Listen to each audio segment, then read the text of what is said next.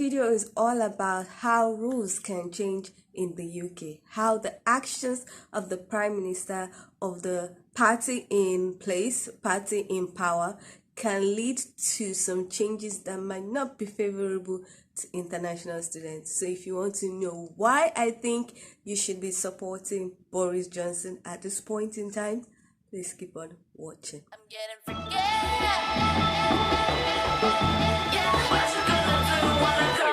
Everybody know I'm a visual. Yeah, I kill it cold like a criminal.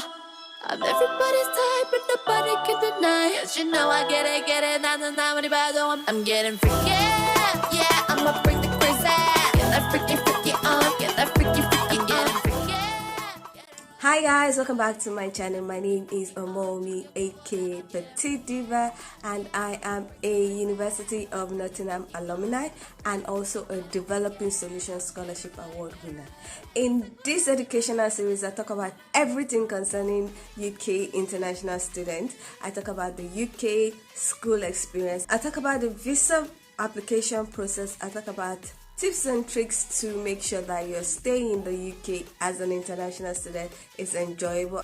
I talk about mistakes to avoid in the UK, and I talk about how you can also stay in the UK legally. So if you like videos such as this, please consider subscribing to this channel by clicking on the red button that says subscribe, and don't forget to click on the bell notification icon by the side so that you're notified anytime I upload videos. Today's video is going to be more like a story time type of video, but I am going to be discussing why you need to support Boris Johnson, or pray rather, let's pray that Boris Johnson and his team members and his party members don't do anything that would lead to the resignation of people, or people calling for them to resign or something like that, have to leave their post at this point in time, at least for the next 5 or 6 years. Now I'm going to go back in time. Now, why am I saying that an international student at this point in time needs to support or pray that Boris Johnson walks the straight line? We all know that Boris Johnson's government was the one that reintroduced the post-study work visa. Now, if you know about the post-study work visa, you know that it's not a new concept. It has been in existence before, but was stopped in 2012 by the then Home Secretary Theresa May. So Theresa May was also the Prime Minister before Boris Johnson. Now, why did she have to resign? If you know about the UK, if you're interested in the UK, you also know that the UK had a referendum to exit from the EU, and that was called Brexit.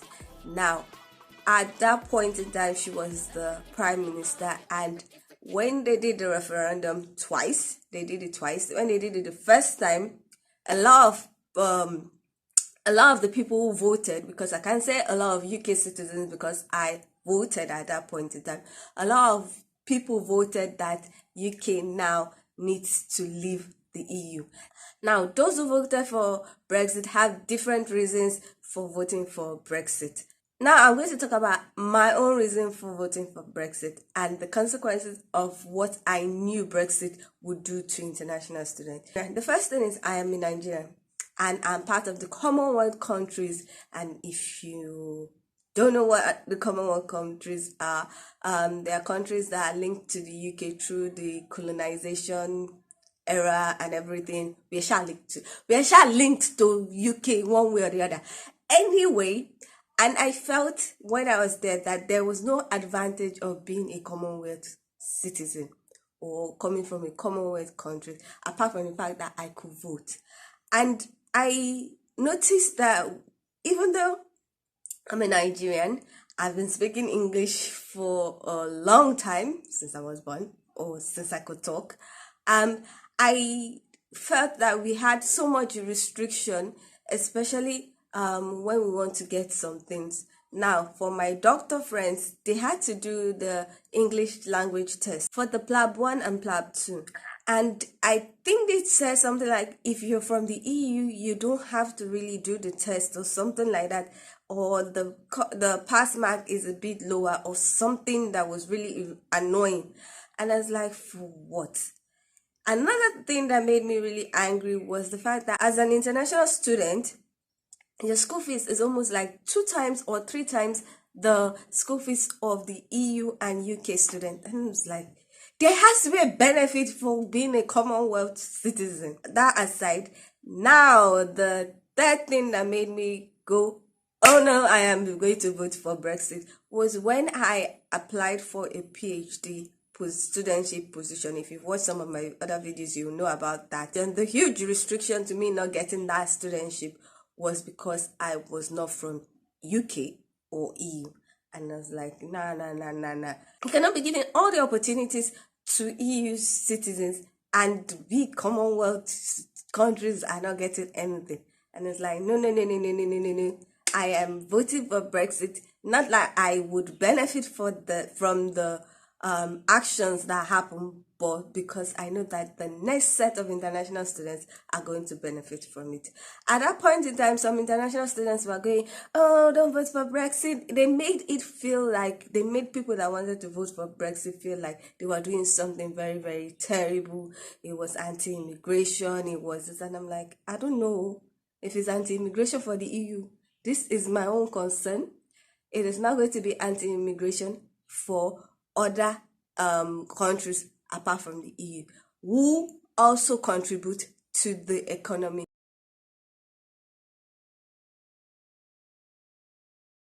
Now, the consequences afterwards was one, Theresa May had to start fighting for her position, and at the end of the day, she had to resign, which brought in Boris Johnson. The second thing that happened that favored international students was the fact that some schools were selected for a pilot scheme in which, if you are going to be a student, if you are a prospective student of those schools, you would get 6 months extra on your student visa. If you know about the student visa, you know that you get 4 months extra if your school year is 1 year. That's over 365 days. So instead of 4 months, they were getting 6 months, and they also did not have to show proof of fund. Yes. The schools were the top Russell Group schools, but that was a benefit. And I remember telling my friend that, don't worry, they also make the time you can stay after your school year longer.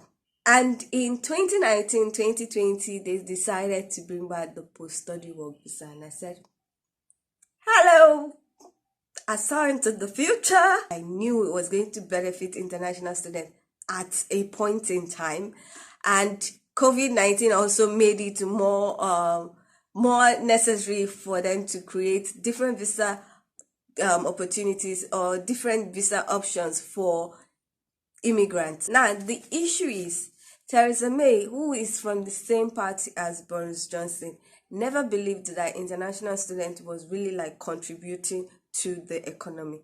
Meanwhile, there's so much reports on the fact that international students contribute over 20 billion pounds to the economy. So I don't know why she was of that opinion. And there are some people in that same party that would be of that opinion.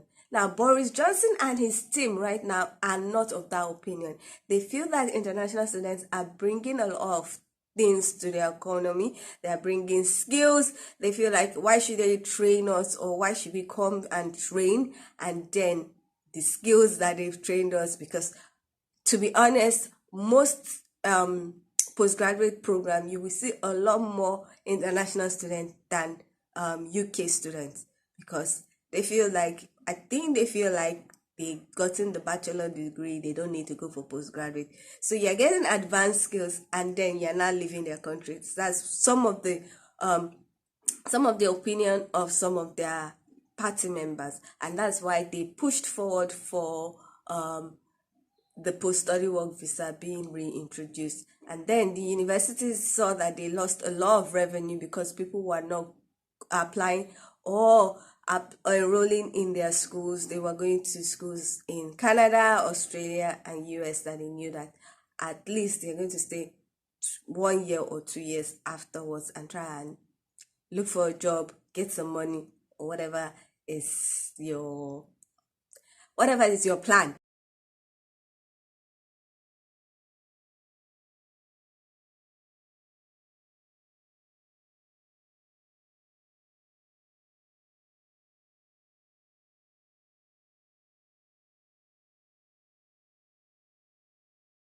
Anyway, so now what I'm saying is that Boris Johnson and his present team are pro international students staying, pro post study work visa.